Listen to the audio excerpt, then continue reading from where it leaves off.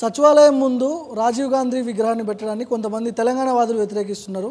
ప్రతిపక్ష పార్టీకి సంబంధించిన నాయకులు కూడా అధికారంలోకి వచ్చిన తర్వాత గాంధీ భవన్కి సాగనంపుతామని వర్కింగ్ ప్రెసిడెంట్ కేటీఆర్ అంటున్నాడు. మాట్లాడదాం. కాంగ్రెస్ సీనియర్ నేత రోహిన్ రెడ్డి గారు ఉన్నారు. రోహిన్ రెడ్డి గారు, రాజీవ్ గాంధీ విగ్రహం దగ్గర పెద్ద ఎత్తున చర్చలు వస్తున్నాయి. తెలంగాణ వాదులు కొంతమంది వ్యతిరేకిస్తున్నారు. రాజీవ్ గాంధీ విగ్రహానికి తెలంగాణకి ఏం సంబంధం అంటున్నారు, ఎట్లా చూస్తారు దీన్ని? ఇక్కడ తెలంగాణ వాదులు ఎవ్వరు కూడా వ్యతిరేకిస్తలేరు. ఇక్కడ వ్యతిరేకించేది ఒక్కటే ఏంటంటే ట్విట్టర్ టిల్లు అని ఉన్నాడు కదా, ఆయన ఒక్కటే వ్యతిరేకిస్తుంది. ఎందుకంటే ఆయనకు పరిజ్ఞానం లేదు, తెలివి లేదు. వాళ్ళ ఆయన పుట్టినప్పటి నుంచి ఆయన ఏదో మంత్రి ఉండే, లేకపోతే శాసనసభ్యుడు ఉండే కాబట్టి గ్రాస్ రూట్ లెవెల్లో కానీ దేశ చరిత్ర గురించి ఆయనకి ఏం తెలియదు అన్నట్టు. ఒక ట్విట్టర్లో ఆయన ఏ ట్విట్టర్ అయితే వాడుతున్నాడో ఆ పరిజ్ఞాన్ని దేశానికి ఇంట్రడ్యూస్ చేసిందే రాజీవ్ గాంధీ గారు. టెక్నాలజీని ఇండియాకు తీసుకొచ్చిందే రాజీవ్ గాంధీ గారు. ఆ రోజు శామ్ పిట్రోడా గారు అమెరికాలో ఒక టెలికాం రంగం సంస్థకు అక్కడ హెడ్ ఉంటే ఆయన అడ్వైజర్ కిందకి తీసుకొచ్చి మనకు ఈ టెలికాం సంస్థని ఇండియా వైడ్గా మనం, ఎందుకంటే ఆయన తెలుసో తెలియదో ఒకసారి గుర్తు చేసుకోవాలి. వాళ్ళ నాయన ఎమ్మెల్యే ఉంటే ఆ ఊరిలో ఒక ఎమ్మెల్యేకి ఒక ఫోన్ ఇస్తుండే, ఒక డాక్టర్కి ఒక ఫోన్ ఇస్తుండే. ఊరోళ్ళకు కాయిన్ సిస్టమ్ తోటి మనం ఫోన్లు మాట్లాడుతుండే. అట్లాంటిది ఇలా మనం మొబైల్ ఫోన్స్ వాడుతున్నామని అంటే ఆ రోజు ఆయన పునాది వేసిండు రాజీవ్ గాంధీ గారు. చట్టసభలలో మహిళలకు 33% రిజర్వేషన్ కల్పించిందే రాజీవ్ గాంధీ గారు. ఆయన కాన్స్టిట్యూషన్ అమెండ్మెంట్ తీసుకొచ్చి ఇవన్నీ చేసిండు. ఆయన దేశానికి ప్రధానమంత్రి ఉండే. ఆయన చనిపోయినప్పుడు ఒక దేశంలో కొంత వీళ్ళు టెర్రరిస్టుల చేతుల్లో ఆయన ప్రాణాలు కోల్పోవడం జరిగింది. ఆయన ఇట్లాంటి పెద్ద మనిషిది మనము ఒక మాజీ ప్రధానమంత్రి విగ్రహాన్ని పెట్టుకుంటే వీళ్ళకి అక్కస్ ఎందుకు? దేశంలో ఎవ్వరు కూడా వ్యతిరేకించలే, ఒక ట్విట్టర్ టిల్లు తప్పించి. తెలంగాణ వాళ్ళ నాయననే కేసీఆర్ గారే ఒక ప్రెస్ మీట్లో చెప్పిండు, ఈరోజు ఈ దేశానికి టెక్నాలజీ ఇంట్రడ్యూస్ చేసిందే రాజీవ్ గాంధీ గారు. రాజీవ్ గాంధీ పుణ్యాన్నే ఆ రోజు నేదురుమల్లి జనార్దన్ రెడ్డి గారు హైటెక్ సిటీలో పునాది వేసిండు. ఇవాళ హైటెక్ సిటీ మొత్తం డెవలప్ కావడానికి కారణము రాజీవ్ గాంధీ, నేదురుమల్లి జనార్దన్ రెడ్డి అని వాళ్ళ నాయననే ఇచ్చిండు. ఒకసారి ఆ ట్విట్టర్ టిల్లుని తెలుసుకోమని చెప్తున్నాను.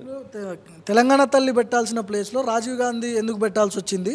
తెలంగాణకి రాజీవ్ గాంధీకి ఏం సంబంధం? సరే, దేశం కోసం పనిచేసి ఉండొచ్చు, దేశం కోసం ప్రాణాలు అర్పించి ఉండొచ్చు.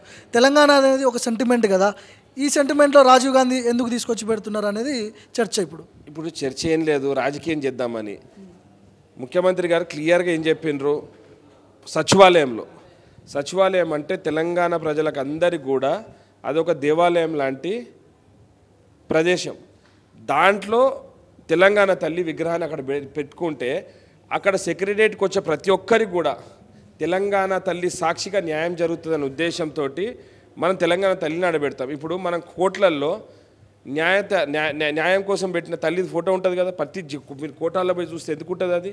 అదేవిధంగా సచివాలయంలో తెలంగాణ తల్లి సాక్షిగా తెలంగాణ ప్రజలకు అందరూ కూడా న్యాయం జరిగే విధంగా తెలంగాణ తల్లిని తెలంగాణ అంబేద్కర్ సెక్రటేరియట్ లోపల దాంట్లో పెట్టుకుంటే తెలంగాణ తల్లికి ఇచ్చే గౌరవం అక్కడ. వీళ్ళు ఆ జాగా తెలంగాణ తల్లి పేరు మీద ఈరోజు డ్రామాలు చేస్తున్నారు. కానీ ఆ డ్రామా రావుకి ఇది అలవాటే, ఈ డ్రామాలు చేయడం. ఆయన కూసింత తెలివి కూడా లేదు. అక్కడ వాళ్ళ నాయకుని విగ్రహం పెట్టుకుందామని ప్లాన్ చేసిండ్రు. వాళ్ళ నాయకుడు ఇంకా బతికే ఉన్నాడు కదా, ఫ్యూచర్ కోసం అది ఆపెట్టింది అన్నట్టు, కబ్జా పెడతారంటారు చూసిండ్రా. అందుకే సెక్రటరీ రిజర్వ్ చేసుకొని పెట్టుకుందాం అనుకున్నాడు.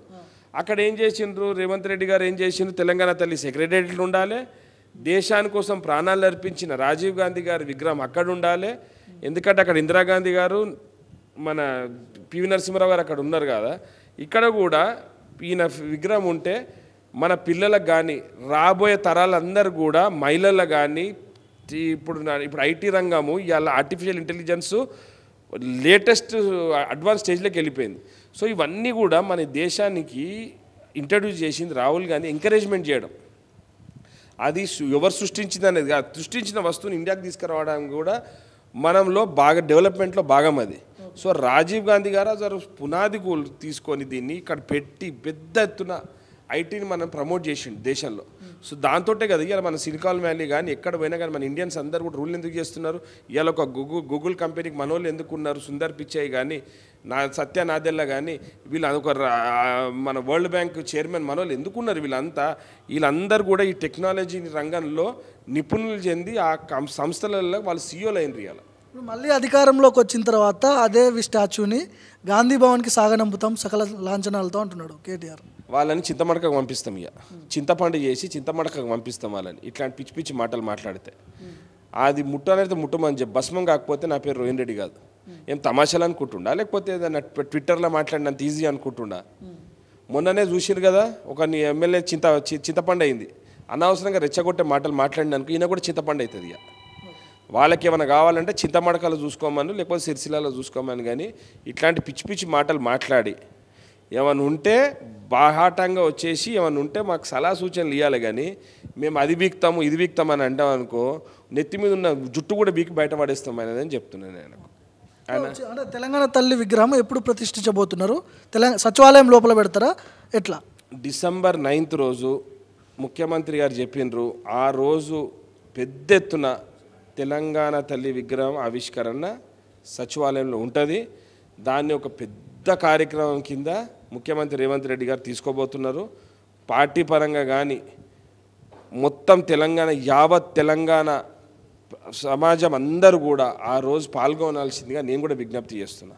ఎందుకంటే మనము తెలంగాణ తల్లి విగ్రహం అంటే ఆ రోజు మనకు నిజమైన తెలంగాణ వచ్చిన విధంగా మనకు సెక్రటేరియట్ ఎట్లా తెలంగాణ తల్లిని పెట్టుకుంటే ఏ విధంగా అయితే రజాకారుల పాలన నుంచి మనం విముక్తి చెందినామో నిన్న మనం సెలబ్రేట్ చేసుకున్నాం. ఇప్పుడు మీరు దాన్ని విముక్తి అంటారా, విద్రోహం అంటారా, విలీనం అంటారా, ఏమంటారు కాంగ్రెస్ వాళ్ళు? ఏమనమండి, మా కాంగ్రెస్ పార్టీ విధానం ఏందో మా పిసిసి అధ్యక్షులు నిన్న క్లియర్గా చెప్పిండ్రు. మా విధానం అదే. వీళ్ళన్నీ రెచ్చగొట్టే మాటలు మేము మాట్లాడము. మా విధానం ఒకటే ఉంటుంది. మా అధ్యక్షులు ఆల్రెడీ నిన్న చెప్పారు కాబట్టి దానికి ఎటువంటి విభేదాలు ఉండవు. మేము నిన్న ముఖ్యమంత్రి గారు దాన్ని ప్రజాపాలన దినంగా పేరు పెట్టింది కాబట్టి మేము దాని ప్రకారం పోతాం. ఎప్పుడో 70 ఏళ్ళ కింద అయిన దాన్ని పట్టుకొని మనము దానేసంగా విద్వేషాలు రెచ్చగొట్టుడు కాదు. మేము ప్రజాపాలన దినోత్సవం కింద దాన్ని గుర్తింపు ముఖ్యమంత్రి గారు చేసిండ్రు. సో చరిత్రలో ఎప్పటికి కూడా September 17th అనేది ప్రజాపాలన దినోత్సవం కింద జరుపుకోవాలని చెప్పి మేము విజ్ఞప్తి చేస్తాం. సో ఇది కాంగ్రెస్ నేత రోహిన్ రెడ్డి గారు చెప్తున్నారు. ఖచ్చితంగా ప్రతి ఏడాది ప్రజాపాలన దినోత్సవంగా జరుపుకుంటామని కూడా చెప్తున్నారు. గెజెట్ కూడా జారీ చేశారు గవర్నమెంట్ నుంచి. రాజీవ్ గాంధీ విషయంలో ముఖ్యంగా ఆ విగ్రహం విషయంలో పెద్ద ఎత్తున చర్చలు సాగుతున్నాయి. దాన్ని ముట్టే దమ్ముందా అని కూడా సవాల్ చేస్తున్నాడు. ముట్టుకుంటే తర్వాత పరిణామాలు వేరే ఉంటాయని కూడా వార్నింగ్ ఇస్తున్నాడు.